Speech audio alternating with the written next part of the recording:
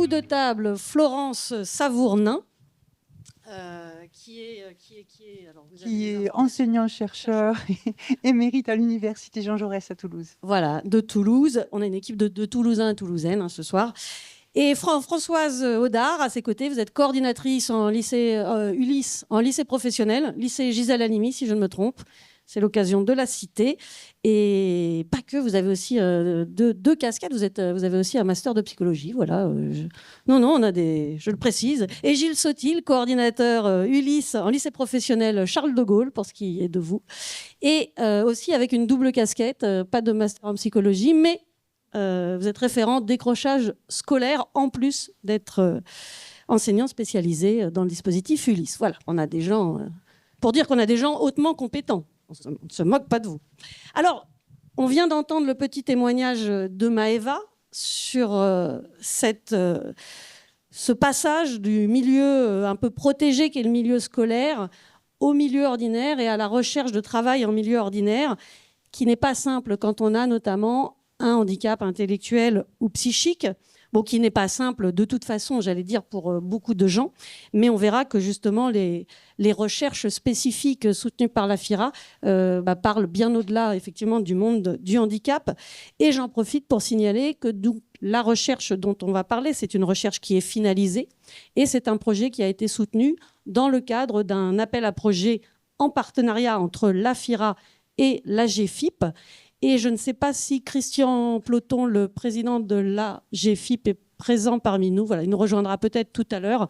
Mais en tout cas, c'est un partenariat de longue date qu'on a avec la GFIP. Donc, merci à eux. Et ce partenariat, pour ceux qui étaient là l'an dernier, continue puisqu'il a été renouvelé. Voilà pour ce que j'avais à dire. Et peut-être pour commencer avec Florence sur pourquoi justement avoir voulu mettre en place cette recherche. Et ça fait écho au témoignage de Maëva, au petit témoignage qu'elle nous a apporté à l'instant en disant c'est pas simple et pourtant elle est quand même bien entourée. Hein. Tu disais Maëva, un conseiller Access Job, de l'aide, elle est bien entourée. C'est pas simple. C'est de là qu'est né le besoin de faire cette recherche ? Oui, c'est de là qu'est né le besoin de faire cette recherche qui a été menée par une équipe de recherche avec 6 enseignants-chercheurs, 6 enseignantes-chercheurs. Donc 3 enseignantes en sciences de l'éducation et de la formation et 3 enseignantes en psycho. Du développement. Et donc, on s'est intéressé, on travaillait déjà depuis quelque temps sur la question de l'éducation inclusive. Et donc, on s'est interrogé sur comment pouvait bien s'opérer ce passage pour des jeunes qui avaient pendant toute leur scolarité été accompagnés, soit dans le cadre d'une Ulysse, soit en établissement spécialisé. Comment ça se passait pour ces jeunes-là, le moment où ils faisaient ce passage entre le monde et le temps de l'école et le monde et le temps du travail, ou le temps de la vie sociale pour ceux qui ne vont pas vers l'emploi. Donc c'est vraiment ça qui nous a intéressés, c'est là-dessus que notre recherche a porté. Elle a correspondu à un appel à projet lancé par la FIRA en 2020 sur cette thématique des transitions. Voilà, donc on a vraiment travaillé là-dessus. Et tout de suite, on se le disait en préparant cette émission, c'était une évidence, et c'est une évidence dans le cadre des recherches qui sont soutenues par la FIRA, de ne pas travailler sur les personnes, mais d'abord avec les personnes, que ce soit les professionnels, les acteurs de terrain, on va venir à vous dans un instant, aussi bien que les personnes, les premières concernées, c'est-à-dire les personnes avec ces handicaps intellectuels. Voilà, ça faisait vraiment partie des attentes de la FIRA, mais ça faisait aussi partie de ce qu'on avait vraiment envie de réaliser, c'est-à-dire de pouvoir avoir sur cette question-là, les regards croisés des personnes concernées, que ce soit les jeunes eux-mêmes, ou bien les professionnels qui les accompagnent, mais aussi les parents de ces jeunes, et puis aussi les représentants des institutions ou des organismes auxquels ils avaient affaire ou pas. On pourra peut-être en reparler. En tout cas, c'est difficile d'avoir accès pour ces jeunes-là et leurs familles à ces organismes parfois. Donc voilà, et évidemment les coordonnateurs Ulysse, dont notre étude a montré dans les résultats, j'en parlerai peut-être un petit peu après, qu'en fait ils étaient les pivots de tout le travail qui peut se faire pour accompagner les jeunes justement dans ce moment entre le lycée professionnel, en l'occurrence, puisque Françoise et Gilles travaillent en lycée professionnel, vers le monde de l'emploi ou du travail ou la participation à la vie sociale. voilà, Florence, c'est l'aspect recherche, mais donc Gilles et Françoise, tous les deux, vous êtes les acteurs de terrain, vous êtes des professionnels, vous êtes au contact de ces jeunes, et il y a eu voilà, plusieurs temps, mais en amont déjà, de préparer cette recherche, avec qui travailler, comment faire. Il y a déjà tout ce travail qui a été extrêmement complexe aussi. Tout le monde n'a pas forcément envie de se mobiliser.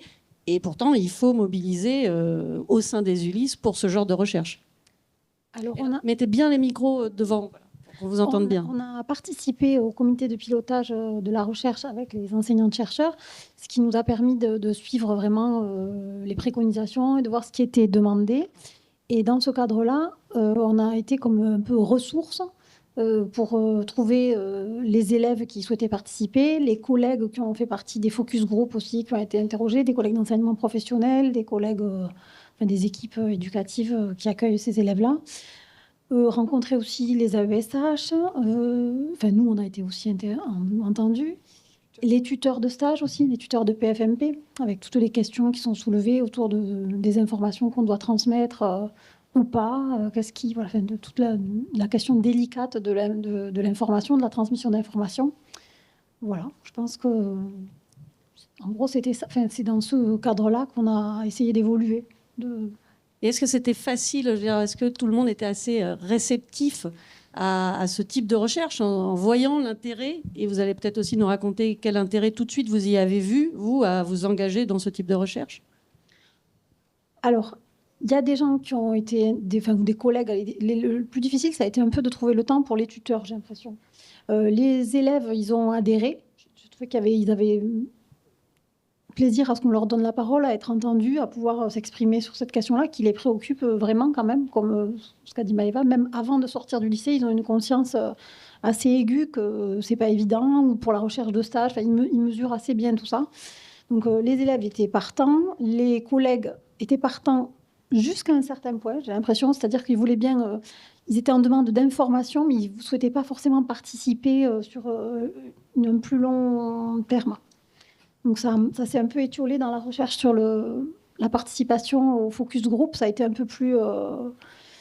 ça s'est un peu délité au fur et à mesure du temps. C'est un temps long quand même, la recherche aussi. Et voilà. La question, c'était pourquoi on avait participé, qu'est-ce qu'on y avait trouvé beaucoup de choses. C'était intéressant. C'est notre question professionnelle. Donc c'est quelque chose qui nous mobilise et qui nous intéresse.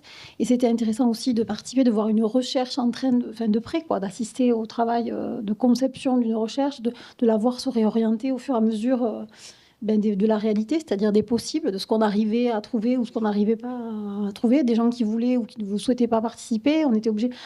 les chercheurs avaient envisagé un dispositif et puis il y a eu parfois obligation de le faire évoluer, de l'adapter, puisque c'était... on ne trouvait pas forcément les réponses, les personnes, les interlocuteurs nécessaires pour répondre aux questions qu'on posait. Voilà, donc ça, c'était un premier point. C'était intéressant de voir la recherche en cours d'élaboration. Et puis, c'était intéressant aussi pour nous de mieux connaître, d'amener nos connaissances, notre expertise professionnelle d'un côté, mais aussi de s'enrichir de l'expérience des autres et de croiser les regards et de rencontrer d'autres professionnels, de travailler... chose qu'on faisait déjà il y a quelque chose qui existe sur l'Académie de Toulouse qui s'appelle la PAIP, plateforme d'accompagnement à l'insertion professionnelle, et qui accompagne les jeunes sortants du lycée. Partant du constat, c'est Frédéric Detchard, un IUN-SH, qui avait créé ça avec un projet, un appel au Fonds européen, Fonds social européen, et qui part du constat qu'on arrive à faire monter les jeunes en compétences, les élèves en compétences, à leur faire obtenir un diplôme, mais qu'après, parfois, l'histoire s'arrête. Et que du coup, les compétences diminuent au fur et à mesure du temps si on ne les pratique pas, si on ne s'en sert pas. Donc, il a essayé d'avoir un service un peu après-vente, après-diplôme en tout cas, si on peut le dire, c'est pas très élégant, mais et de continuer à pratiquer, de continuer à garder ses compétences et puis d'aider les jeunes dans la recherche de leur insertion professionnelle, de leur premier emploi ou au travers des stages ou à travers une réorientation, en tout cas de continuer à valoriser ça. Peut-être Gilles aussi sur cette même question de la mobilisation. J'ai l'impression que tous les deux, vous étiez déjà convaincus, on va dire, avant même la recherche, que cette mobilisation, que cet engagement, il allait vous apporter énormément de choses, qu'il allait valider une réalité que vous viviez déjà, mais qu'il faut valider scientifiquement, et c'est tout l'intérêt de la recherche. Comment ça s'est passé? Est-ce que cet engagement, du coup, il est venu naturellement pour vous aussi, Gilles, en tout cas, d'être convaincu que, voilà, que ça va aider dans la pratique et surtout que ça va aider les jeunes avec lesquels vous travaillez? En fait, notre métier, il est extrêmement dynamique et mouvant. C'est-à-dire, on travaille on travaille pas à l'échelle d'une classe, on travaille à l'échelle des personnes. Et ça veut dire que les attentes des jeunes ne sont pas les mêmes, les objectifs ne sont pas les mêmes. Donc c'est quelque chose qui est très mouvant. Et ce qui était très intéressant, c'était aussi le caractère mouvant de la recherche, en tout cas très adaptatif aux réalités qui pouvaient être constatées au fur et à mesure. Après, effectivement, vous pouvez répéter par rapport à la question?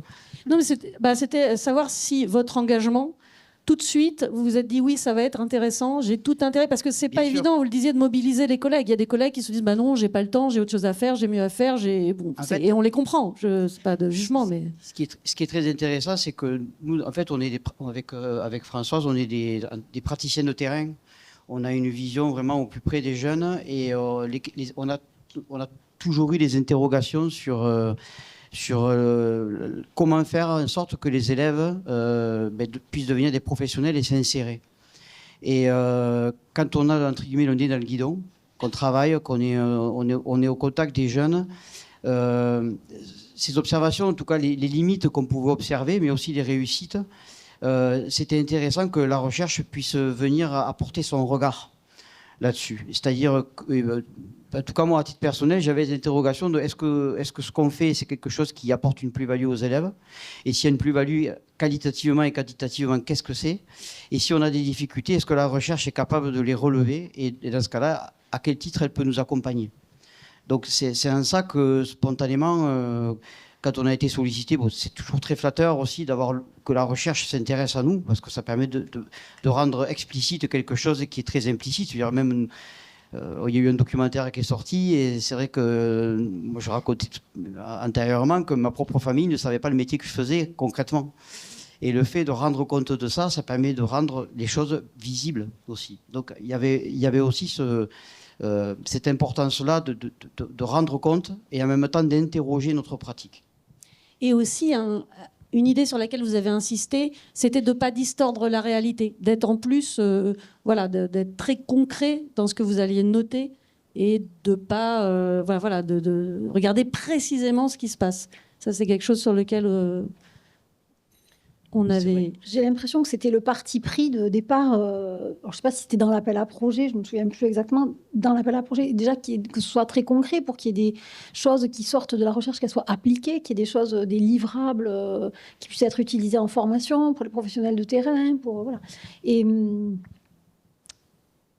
oui, du coup, c'était vraiment concret. En fait, c'est l'objectif, quand on est sur un travail de terrain, effectivement, l'objectif, c'est on traduit quelque chose, on ne trahit pas quelque chose. L'objet, il est tel qu'il est. C'est-à-dire les élèves, quand ils s'expriment et qu'ils parlent de leurs difficultés à rentrer dans le monde du travail, lors des focus group, quand ils échangent entre eux, cette parole-là, elle est authentique. Et nous, en tant que professionnels, quand on explique le travail que l'on fait, puisqu'on est dans l'objectif que la recherche donne un regard sur le travail que nous faisons, sur les interactions que nous faisons, il est évident qu'il faut rendre compte le plus fidèlement possible de ce qui est, en fait. Je ne sais pas si je réponds à votre question. Si, tout à fait. C'était ça. C'était de bien expliquer, effectivement, que des fois, on croit des choses, mais que là, quand on va dans le fond, qu'on leur laisse le temps de s'exprimer, et on va revenir sur les résultats et les livrables, eh bien, voilà, ça confirme en grande partie, évidemment, ce que vous aviez noté en tant que professionnel, mais ça va vraiment dans le détail de la pression, des enjeux, de ce qui fait peur, de ce qu'ils ont envie de dire ou pas dire. Moi, il y a quelque chose qui m'a marqué quand on a parlé de cette recherche ensemble, et c'est Françoise qui le disait très bien, que voilà, on fait attention à ce qu'on va dire, à ce que les jeunes ont envie de dire à ces moments-là. Par exemple, c'est quelque chose auquel peut-être des fois on ne pense pas, de se dire la personne à cet âge-là et précisément dans ce moment de vie, est-ce qu'on a envie de parler de son handicap, de le mettre en avant, de ne pas le mettre en avant? Et tout ça va changer et va jouer sur l'accompagnement. Et ça, c'est voilà, il n'y a qu'en prenant ce temps de la recherche qu'on peut dépatouiller un peu ça. C'est du côté des jeunes, mais c'est aussi du côté des tuteurs, des entreprises. C'est-à-dire Et que des familles. qu'est-ce qui est, oui, moins, je trouve, mais qu'est-ce qui est disciple, qu'est-ce qui risque de desservir l'élève pour trouver un stage ou pour l'emploi, c'est encore un peu différent parce que souvent il y a eu déjà une approche, il y a déjà une connaissance. Voilà, puis après on laisse aussi le service de la PAIP quand ils sont sortis, quand ils sont diplômés, c'est un peu différent. Mais parfois, l'entreprise peut être réticente ou avoir des craintes. Voilà, donc c'est des fois peut-être des fois l'expérience vaut mieux que le discours auparavant. L'expérimentation, quand ils testent et qu'ils voient que le jeune peut, enfin qu'il y a des missions. Mais après, c'est aussi notre travail d'apprendre à l'élève à dire la situation, pas seulement dire son handicap, mais à dire surtout, pas en creux, mais dire en relief. C'est-à-dire, je peux faire ça, je peux amener ça à une entreprise, ça, je suis capable. Là, mes limites, elles sont là. Et c'est de savoir le dire. Pour savoir le dire, il faut d'abord en avoir pleinement conscience et être capable de l'avoir mesuré, de l'avoir pensé, puis de savoir le dire. Voilà, c'est ça aussi l'accompagnement sur tout le cycle de fin d'études professionnelles. Ouais. Maëva, toi, tu n'as pas participé à cette recherche, mais tu le dis bien, c'est pas facile de se dire, est-ce qu'on dit qu'on a un handicap quand on cherche du travail ou est-ce que des fois on préfère pas le dire? Tu as envie de nous partager ce que tu penses toi là-dessus ou...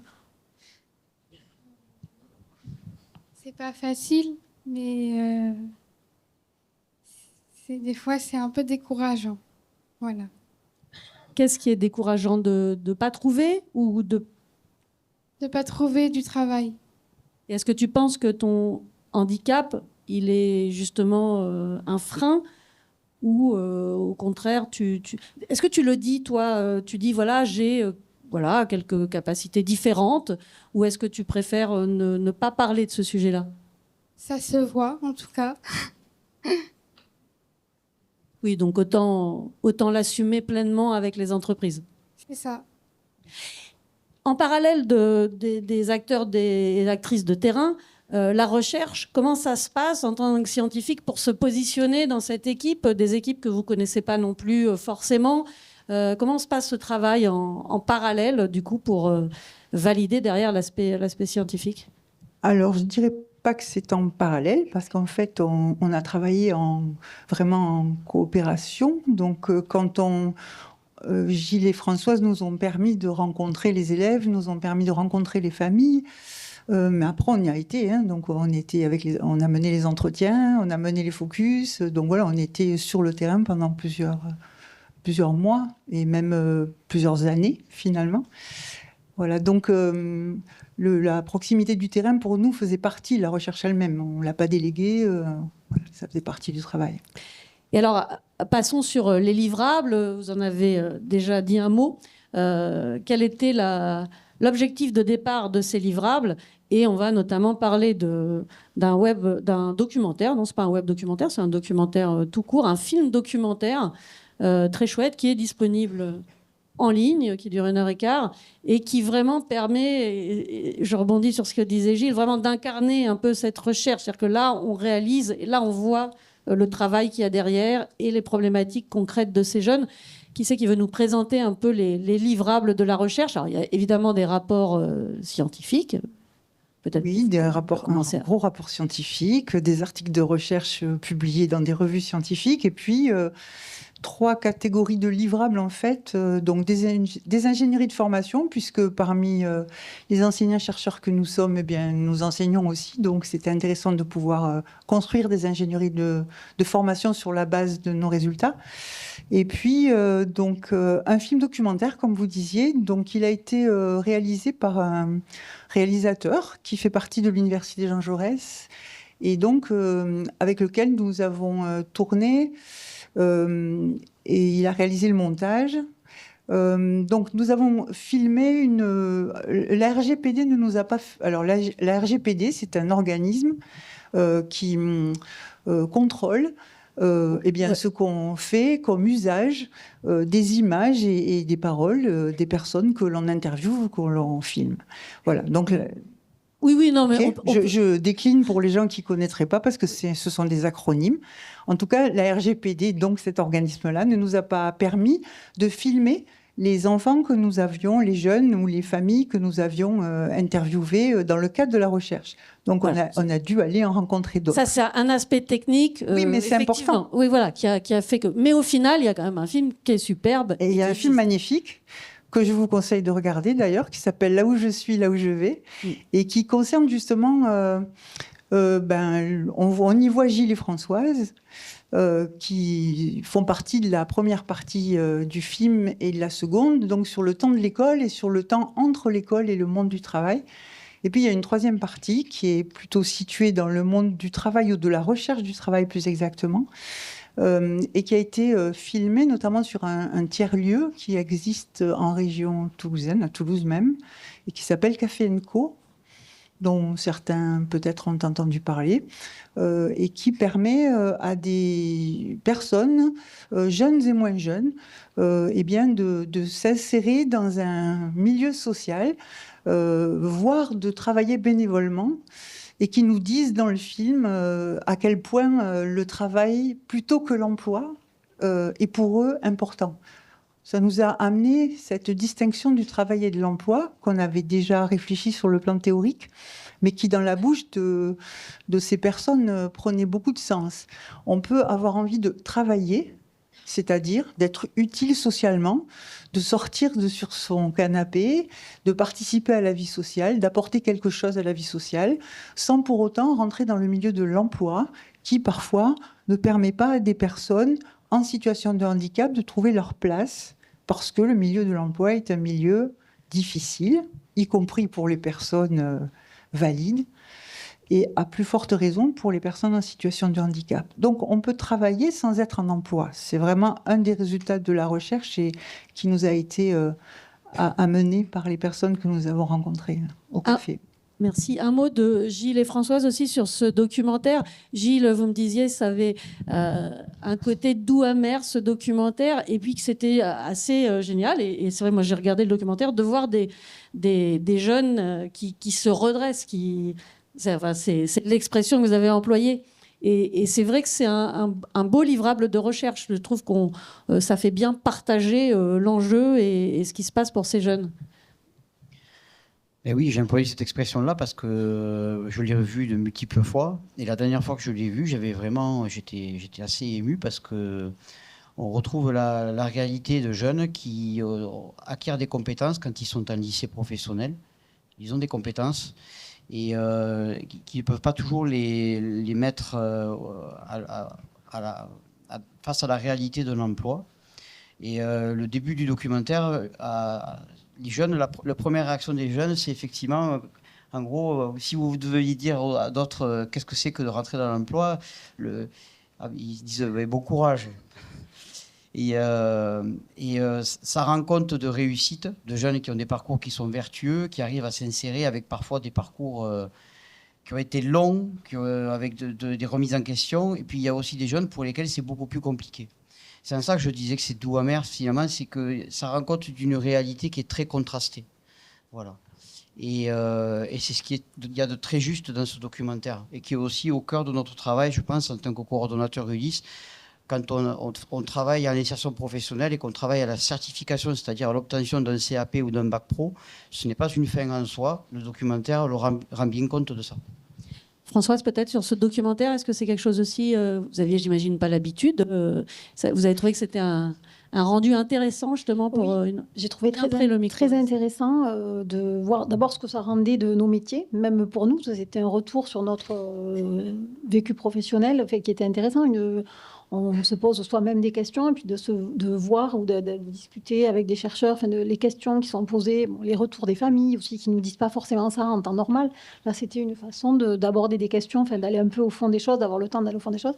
Et puis aussi tout l'aspect sur des jeunes qui sont un peu plus âgés, qui sont sortis, qui sont dans le tiers-lieu inclusif là, de Café & Co, de voir les difficultés, mais aussi de voir la richesse du lien social et l'importance du lien social. C'est-à-dire qu'au-delà de travailler, il y avait aussi de ne pas être isolé, toute la question de l'utilité, bien sûr, mais aussi du lien à l'autre.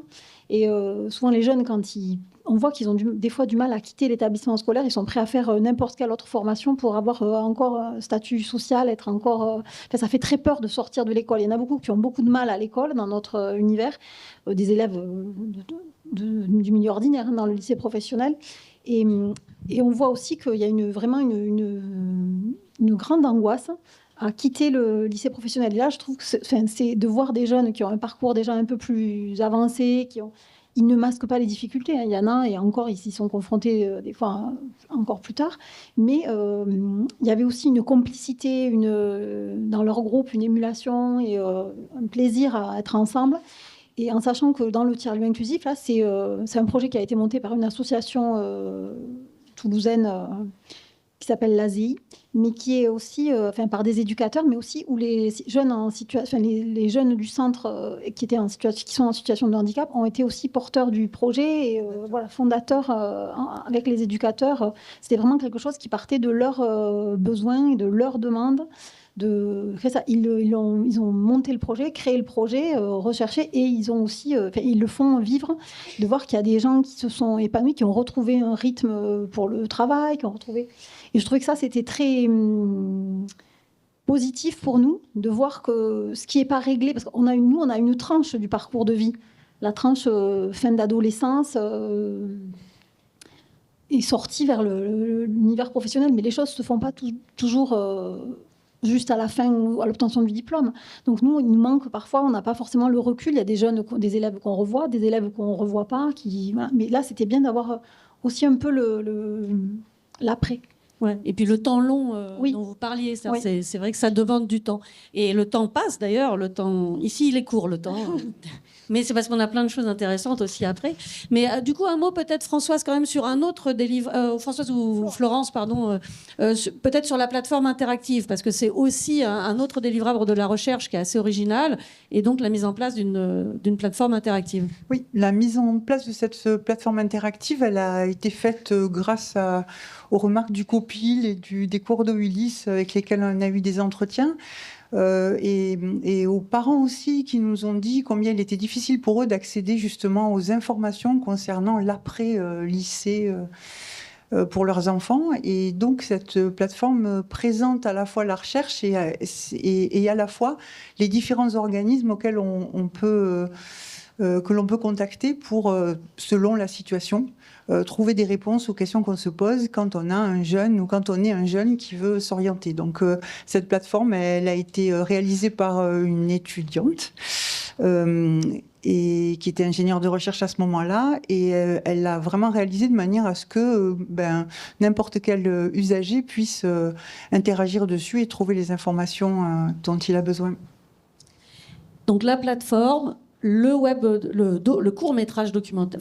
C'est un long-métrage qui dure 1h15. 1h15. Donc, comme maintenant les films durent 3 heures, j'ai eu l'impression de regarder un court. C'est quand même un long-métrage. Mais c'est quand même un long. Ouais. Et voilà. Et en tout cas, ce qui est marquant effectivement dans cette recherche, et parce que après nos échanges, c'est qu'on a vraiment l'impression, que ça a fait du bien à plein de niveaux, que ça vous a fait du bien, que c'était vraiment quelque chose qui vous donne envie de transférer, de continuer de transmettre ces résultats de recherche. Et ça, en soi, c'est déjà assez remarquable. Et puis, il y a cet effet loupe, effectivement, que ça met pour tous les autres élèves qui ne sont pas forcément en situation de handicap, mais qui vivent un peu les mêmes choses. Est-ce que l'un ou l'une d'entre vous a envie de rajouter encore un petit mot sur cette conclusion de recherche avant qu'on se quitte un peu ? Je voudrais dire que ces deux mots qui me viennent, c'est assez joyeux, je trouve qu'il y a de l'humanité et que c'est pas complaisant. C'est-à-dire que ça ne masque pas la réalité, les difficultés, je trouve, mais que ça, malgré tout, ça garde de l'espoir parce qu'on voit beaucoup d'échanges, beaucoup de complicité, et ça, c'était pour moi très important. Que ce soit réaliste, mais pas pas triste, pas plus angoissant que la situation des gens. Voilà. Gilles, peut-être aussi. Oui, Françoise a totalement raison. Et la deuxième chose que je voudrais dire à titre personnel, c'est que, mine de rien, malgré le fait qu'il n'y a pas de complaisance, Et à côté de ça, ça pousse toujours à s'interroger. C'est-à-dire que ce documentaire, il a maintenant une certaine vie. Et ça continue à interroger des professionnels, des acteurs de terrain, ça continue à interroger des chercheurs. Ça, voilà, je trouve que c'est important de le dire. Et ça, en tant que professionnel aussi, ça continue à nourrir notre réflexion sur comment faire en sorte d'aider les jeunes à s'insérer à notre niveau et comment on peut travailler aussi à améliorer les partenariats, en fait, avec les différentes structures pour faciliter l'insertion. Florence, je laisse aussi le mot de la fin si jamais vous aviez quelque chose à rajouter. En tout cas, Juste un écho avec ce que disait Charles Gardou tout à l'heure. Il parlait de trou dans la raquette, et c'est exactement l'expression qu'on a utilisée après avoir écouté les jeunes. Mais il me semble que le film met en évidence le fait que les ressources locales peuvent permettre de tisser des réseaux qui arrivent petit à petit à combler, pour certains d'entre eux, et à faire des réseaux. En fait, c'est vraiment cette question-là qui me paraît la plus importante, en fait. c'est vrai qu'on n'a pas beaucoup insisté là, tout de suite là-dessus, mais on l'a dit quand même, François, un peu au début. Mais cette importance d'avoir tous les partenaires qui fonctionnent et pas juste l'éducation nationale. Ou voilà. Il y a, et Maëva le disait très bien aussi dans son témoignage. Voilà, il y a besoin de tous ces acteurs.